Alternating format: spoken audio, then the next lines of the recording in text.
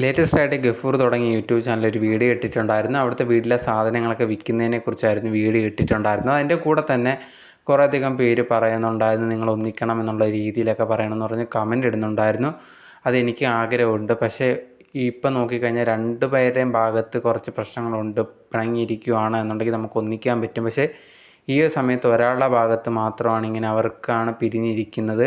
എനിക്ക് ഒരുമിക്കണമെന്ന് ആഗ്രഹമുണ്ട്, പക്ഷേ സാധിക്കുന്നില്ല. അതുപോലെ തന്നെ സിലുവിൻ്റെ വീട്ടിൽ ഡ്രൈവറായിട്ട് പോകാൻ വരെ ഞാൻ റെഡിയാണ് എന്നുള്ള രീതിയിൽ അതിനകത്ത് ഗഫൂർ പറഞ്ഞിട്ടുണ്ടായിരുന്നു. ഈ ഒരു വിഷയമാണ് ഇപ്പോൾ ഭയങ്കരമായിട്ട് ചർച്ചാ വിഷയമായിരിക്കുന്നത്.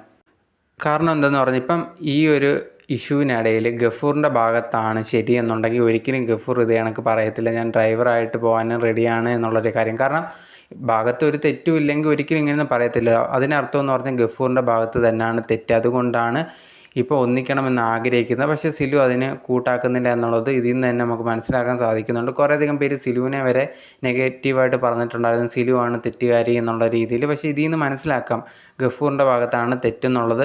എന്തായാലും ഗഫൂറിന് ഒന്നിക്കണമെന്നുണ്ട്, പക്ഷേ സിലു അതുമായിട്ട് മുമ്പോട്ട് പോകുന്നു എന്നറിയത്തില്ല.